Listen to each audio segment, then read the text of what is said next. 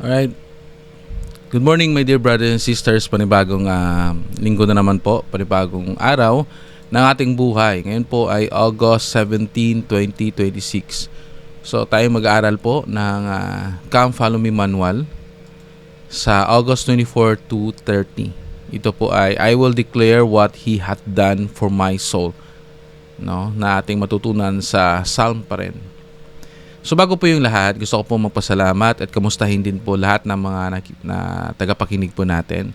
And kumusta yung ating linggo last week, no? Ano yung mga happenings, ano yung mga good things na nangyari, ano yung mga challenges na natin pong hinaharap.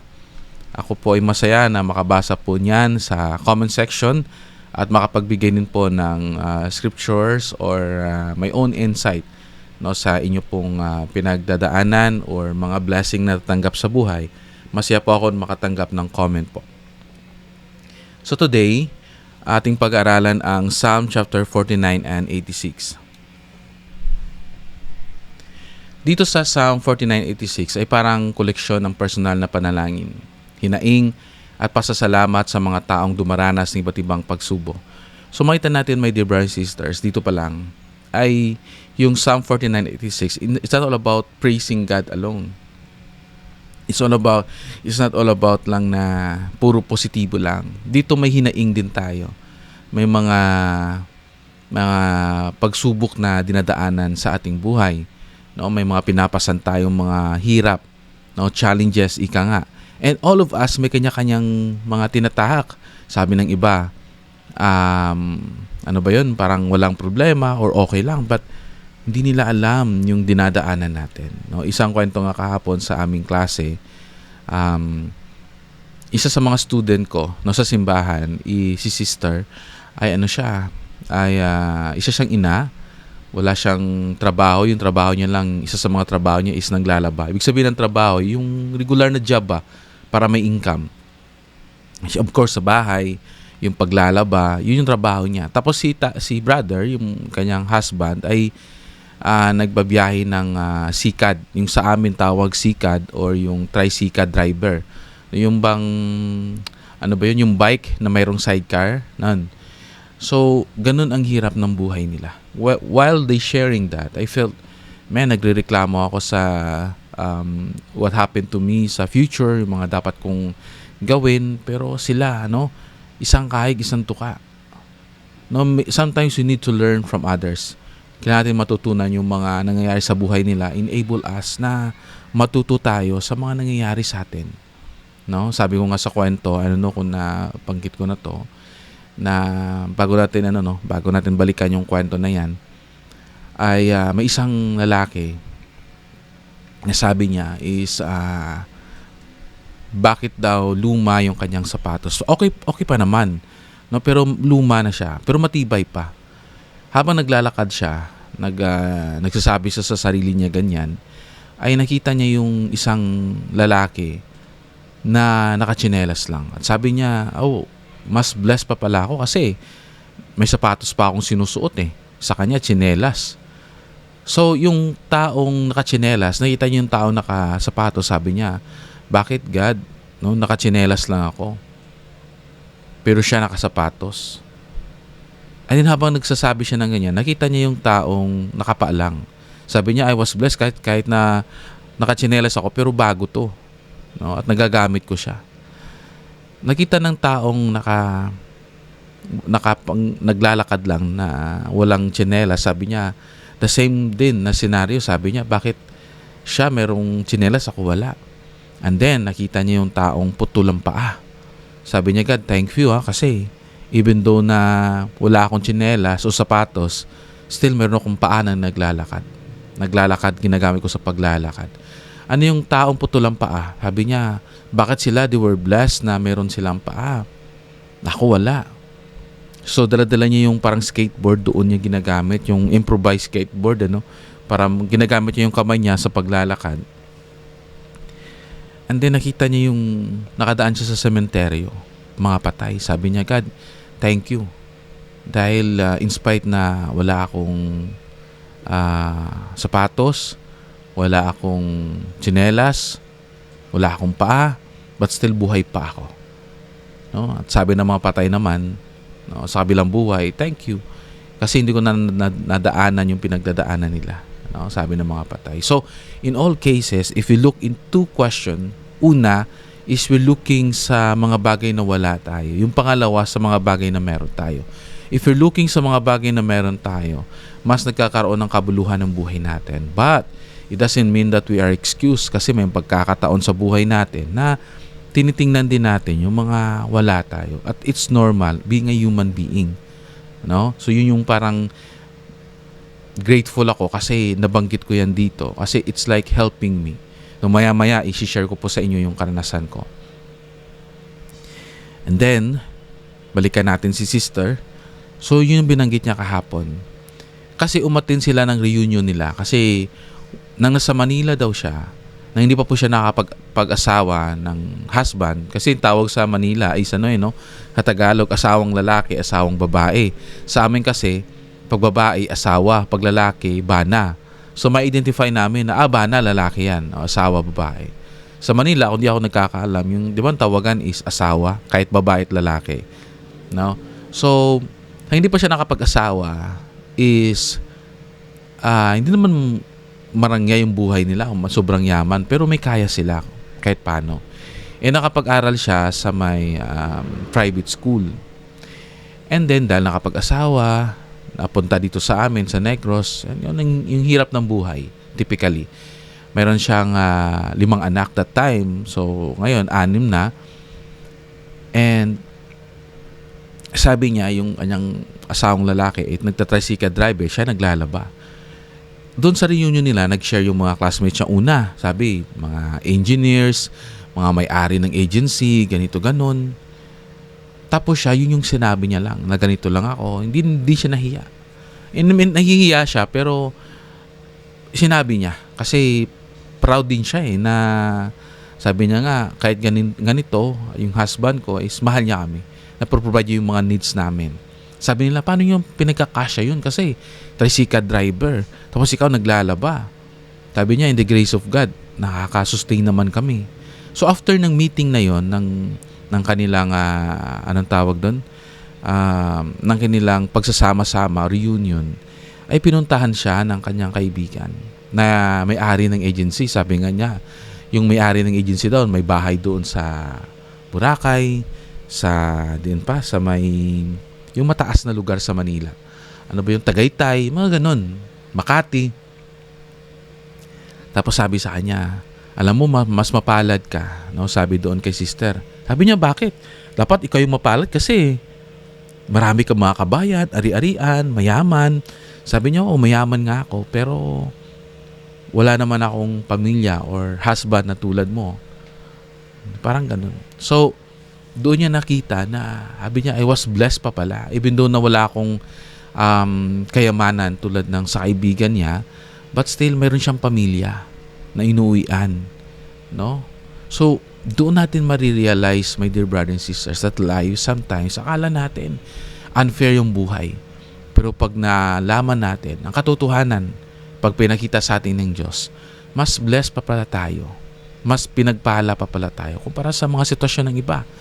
So if we compare ang ating sarili sa ibang tao, nagkakaroon tayo ng doubt, nagkakaroon tayo ng ang tawag doon, yung nanghihina tayo. And that's happened to me, no, mga past few days. Kasi alam mo yun, pag may kaibigan ka pala na nagbabahagi sa iyo ng problema, and then nadadala mo rin yung burden na meron siya, di po ba? Pag parati kang binabahagian, tapos may mga problema ka rin, parang nagiging mabigat din para sa'yo. But we are grateful na merong Diyos. Kanina, pagpunta ko, when I prayed, kasi medyo this week yung aking prayer, yung aking paggawa ng Come Follow Me, parang hindi ganun ka, panagmamadali. To be honest, that's my confession. Makita nyo last 2 weeks, kasi may hinahabol akong trabaho. Alam nyo po yun. And then kaninang umaga, when I wake up in the morning, I prayed, mabigat yung pakiramdam ko, di po. So yung pagkakataon sa buhay natin, na parang mabigat yung pakiramdam natin. And I said, I need to pray. And I pray, read the scriptures, and sa prayer ko, sabi ko, kaya dito yung gagawin ko.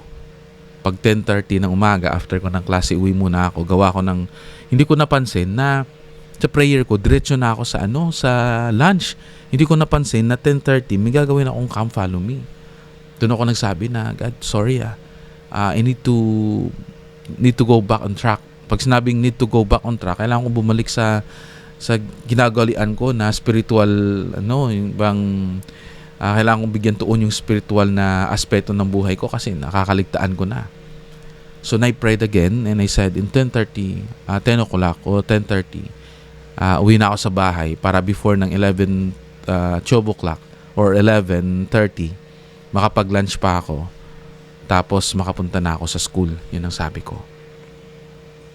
Sabi ko, God, nakaligtaan ko mga importanteng bagay. Yung paglilingkod sa'yo ng tapat. Kasi mabigat yung pakiramdam ko. Tapos yung trabaho ko parang feel ko hindi nag-workout. May marami na bang mga negatives na sa isip ko na kailangan ko sigong huminto, matulog na lang ako, ayokong pumasok. Alam niyo po yun, minsan mabigat yung pakiramdam natin pero kailangan natin magtrabaho. And sabi ko, kailangan kong humingi ng tulong. Kailangan kong mag-open up sa Diyos. And I prayed and I asked. And while traveling papunta sa trabaho, nagnalangin ako. Yung hinay-hinay lang na travel. Yung hindi nagmamadali. Sabi ko, God, okay lang kahit late ako, buwasan yung sweldo ko. I need to talk to you. Kailangan ko muna mag-surrender sa'yo kasi hindi ko to kaya Setback, sabi nga nila. I need to set back and magmuni-muni. Pagpasok ko sa trabaho, nag-start ako ng day, kinausap ko yung head, yung parang leader ko. And I open up my feelings, my anxiety. And sabi ko sa kanya, I'm down and I feel that other people talking at me, na wala naman, nag-overthink ako. And kailangan lang talaga na mag-open up. When I do that, I felt mahinahon. Sabi ko, at 10:15, mag-prepare, i-end ko na yung class kasi hanggang 10:30 kami. So, kailangan ko muna magpahinga. Natulog but to gumawa ng come follow me. So dito marirealize natin na all of us, meron din po akong pinagdadaanan sa buhay. Lahat tayo. Makikita ng iba na okay ka naman, pamilya, may bagong membro sa pamilya, di ba? Kasi buntis yung si sister, yung Mrs. ko, and then next year, manganganak na siya. Di ba? May trabaho naman ako, even though yung sweldo ko, 2,000 a month na lang, di po ba? Pero nakakataguyod, nakakain kami. Pero may mga bagay na hindi natin control, may mga bagay na gusto nating abutin sa buhay na hindi natin naaabot pa. Sinabi ko hindi pa natin naaabot pa kasi in process pa siya. That is why hindi lahat ng pagising natin ay maganda. May mga pagkakataon na gumigising tayo na mabigat, di po ba? So dito, makikita natin na hindi itinatago ng mga psalmist ang kanilang takot, discouragement, guilt, anxiety at pakiramdam na parang malayo ang Diyos. Ngunit sa kabila nito, patuloy silang bumabalik sa Panginoon. Kasi, let's be true, kailangan nating ipakita yung mga problema natin, mga kahinaan natin. Hindi tayo matakot na i-share yun kasi para matulungan din tayo. Alam niyo po, sabi ng head teacher ko kanina, sabi niya sa akin, di ba, membro ka ng simbahan ninyo and you're a leader and then nakakaranas ka ng ganyan. And then I explained sa kanya, alam niyo po ma'am, sabi ko sa kanya, mayroon tayong illness sakit. Halimbawa, diabetes, cancer, sa kidney, at iba pang mga sakit. It doesn't mean na hindi tayo worthy. Kasi even the elect or mabubuting tao ay nagkakaganyan. May mga pakiramdam. Pagpalagay gawin natin example si Job. Si Job is mabuting tao. In-explain siya na siya isa sa mga pinakamabuting tao. Pero anong nangyari sa kanya? Sinubok siya. Namatay yung mga anak niya, iniwan siya ng kanyang asawa, pati yung mga ari-arian niya nawala. At mismong sarili niya, nagkaroon siya ng ketong, di ba? At normal lang na mag-react siya, di ba? Nasasaktan siya kasi tao siya. Pati hindi nawala yung karakter niya ng pananampalataya sa Diyos. So, ibig sabihin, sabi ko sa teacher na ganun din ako, ma'am. It doesn't mean na kung may sakit tayo, hindi na tayo worthy. Ibig sabihin, nagtitiwala ang Diyos kaya pinagdadaanan natin to para matulungan natin yung iba. Kasi yung illness ko is mental, anxiety, ganun. So, even though na may ganito ako, nagtuturo ako sa church natin voluntarily ng paano ma-overcome yung anxiety and depression sa buhay. No, pero ito yung pinagdadaanan ko. And sabi ko sa kanya, sabi ko sa head teacher ko na minsan, akala ng ibang tao, we were cursed dahil sa mga nangyayari. Pero ang katotohanan, tayo pinagpala kasi pinagkakatiwalaan tayo ng Diyos. Di po ba? So, ganun din sa buhay natin.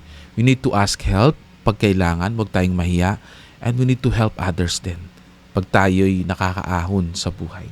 So, mahalagang tandaan na ang pagkakaroon ng faith ay hindi nangangahulugang wala na tayong problema o negative feelings. Di po ba?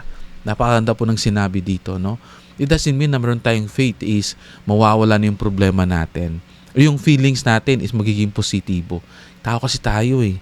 May mga chemical reaction sa katawan natin na minsan, di ba, mood swing, ganun. Pero hindi nawawala na yung pagiging kalmado pa rin, yung feeling na grateful pa rin tayo, yung feeling na tayo nagde-develop ng ating faith sa ating Diyos at nagtitiwala sa Kanya. Ang tunay na pananampalataya kasi po ay ang pag-alam kung kanino tayo lalapit kapag nahihirapan tayo. So kanina, chat ko yung friend ko, sabi ko sa kanya, bro, kumusta na? Anong feeling? Kumusta na? Anong mga balita? Sabi ko sa kanya, alam mo, this morning when I wake up, parang mabigat yung pakiramdam ko. Sana makapag-usap tayo. Alam mo yun, makapag-share ako ng feeling ko sa'yo. Baka mabigay ka sa akin ng comfort. Hindi siya nagre-reply. And sabi ko, I cannot control individual eh. No? And inisabi ko sa sarili ko din na, like sa akin ngayon, na yung prompting during that time na pray, ask God for help. Kasi yun yung unang gagawin natin, to ask help sa ating Heavenly Father rather than to go to other people. Kasi pag munta tayo sa ibang tao, minsan wala sa bahay nila. O hindi natin makontak, may pinuntahan din sila, may problema din sila. Pero yung Diyos, unahin natin kasi 24/7 available siya at willing siya makinig. Yung ginagawa ko pong ito yung pakikinig ko sa Diyos. Ito yung pakikipag-usap namin. Kasi dito, natutulungan po ako kung paano ako ma-comfort din. No? Kung ibig sabihin nun, na pag meron tayong faith kay Heavenly Father, hindi ibig sabihin nun na mawawala na yung problema natin o maging maayos yung lahat. Pero nagbabago yung ating pananaw sa buhay. May mga panahon na mabigat ang puso, di po ba? Sa mga Psalms, may mga taong nagtatanong, umiiyak, natatakot, at naghahanap ng sagot. Pinapakita nito na normal sa isang believer ang magkaroon ng mahirap na emotions. Bilang human being, may mga different emotions tayo. Anger, umiiyak tayo dahil sa lungkot, sa hindi natin alam, di ba? May mga tinatawag pa menopausal, andropause sa lalaki, if that's the right term. Natatakot tayo sa mga bagay na hindi pa nangyayari, sa mga unknown. Like sa akin, ngayon sabi ko, paano kaya ma-explain to sa aking teacher sa school na pinag-eskwelahan ko kasi mahihinto na ako doon. Ang gusto ko lang, matapos ko lang isang course kasi para hindi sayang yung mga nagastos ko. Kaya sabi ko mamayang hapon na lang habang nagwo-walking ako, magkukontak ako para na unlike today na medyo mahina pa yung aking pakiramdam or feelings, no? Hindi pa parang nasa stage pa ako na medyo low yung aking happiness. So, hintayin ko na lumakas muna yung happiness ko and then makapag-chat ako. So, di ba? Lahat tayo may inaandang mga worry sa buhay. So, ipinapakita lang nito na normal sa isang naniniwala ang magkaroon ng mahirap na emotions. Pero matutulungan tayo in our faith to our Heavenly Father. Ngunit hindi doon natatapos o nagtatapos ang kwento. Sa halip na manatili sa despair, bumalik ang psalmist sa Panginoon. Naalala niya ang mga ginawa ng Diyos noon at muli siyang nagkaroon ng hope. Alam niyo po, sabi ko kay Heavenly Father today, please guide me. Kasi hindi na po ako bumabata. Tayo po, di ba, every day, every month, every year, nadagdagdag yan yung ating edad. At not all the time masabi lang natin na I have a self-pity. So dito lang muna ako. Pero, no? Normal yun. Pero, masabi ba nating yung panahon hindi lang pwedeng mabalik eh. No, lahat tayo nagsa-struggle. Kasi pag ginayaan natin yung ganun, next year ganun pa rin siya. Sabi ko sa kay Heavenly Father, yung mga experiences ko po when I was young, no, I don't want na sana hindi na mangyari yun. Gusto ko po na ma-change. Gusto ko po na magbago. Gusto ko po na ibahin naman. Gusto ko po magpatuloy. I don't want to give up in this life kasi para sa mga anak. Di po ba? Pag sinabi naman natin give up, hindi naman yung di ba, yung parang yung the life itself, no, hindi naman yun. Pag sabihin naman give up, parang ayoko na magtrabaho, ayoko na magpatuloy, ayoko na maghanap ng part-time job kasi nakakapagod talaga. Pero yung feeling ba na anong pwede kong gawin, no, anong pwede ko ipanalangin sa Diyos para matulungan ako sa mga pinagdadaanan ko. And I'm grateful for that, Heavenly Father, kasi nakakaramdam ako ng happiness and joy, no. Ang Panginoon ay good and ready to forgive. Sa Psalm chapter 86 verse 5, makita natin ang magandang katangian ng Diyos. Siya ay mabuti at handang magpatawad. Hindi niya tayo tinutulak palayo dahil sa ating pagkakamali. Inanyayahan niya tayong lumapit. And we are praying. I am praying for today for comfort kay Heavenly Father. I am praying na ipadala niya yung comfort sa akin. Padala niya yung mga angels para gabayan ako kung anong dapat kong gawin. Bigyan niya ako ng knowledge at wisdom, no, para mabuksan yung aking isip. Kung ano yung mga good things na gusto kong ibalik yung happiness sa self ko. Kasi yung happiness, in-earn yan eh. Sabi ko nga, happiness lang yung sa akin, enough na. Kasi lahat ng bagay, mafulfill yan eh, di ba? Pero kahit na anong natanggap natin sa mundo, if hindi tayo masaya, kulang pa rin eh. Di po ba? Kaya my dear brothers and sisters, no, alam ko na if you pray to our Heavenly Father earnestly, and talagang tapat, papakinggan niya at tutulungan niya tayong malampasan yung mga pagsubok natin sa buhay. Ang title na I Will Declare What He Hath Done for My Soul ay isang invitation na alalahanin at ibahagi ang kabutihan ng Panginoon. Maraming kabutihan po yung Panginoon sa buhay natin. Marami siyang ginawa sa atin. Kailangan lang po natin magbigay tuon. Like kanina, sabi ko, mas gusto ko makipag-usap sa tao compare sa being, no? Yun yung temptation sa mind ko kanina na hindi ko man nakikita. Pero nasabi ko, ito yung mga simpleng bagay na makapagliligtas sa atin. Na hindi lang natin lubos na nakikita at hindi natin lubos na naunawaan. Kaya I will declare what He done for my soul. Ano ba yung ginawa ng Diyos sa akin? Niligtas niya ako, binigyan niya ako ng pamilya, ng hanap buhay, ng pagkakataon na umunlad, no? And patuloy na paglilingkod sa Kanya. Kasi hindi natin makikita po yung sagot sa paglayo sa Diyos. Makita natin yung sagot the more tayong lumalapit sa Kanya. Kapag binabalikan natin ang mga pagkakataong tinutulungan, pinapatawad, at kinabayan tayo o pinalayas tayo ng Diyos or pinalakas tayo ng Diyos, mas lumalakas ang ating faith. No? So, isipin po natin, when is the last time na nakaramdam ka ng blessing galing sa Diyos? Para sa akin, yung everyday na life.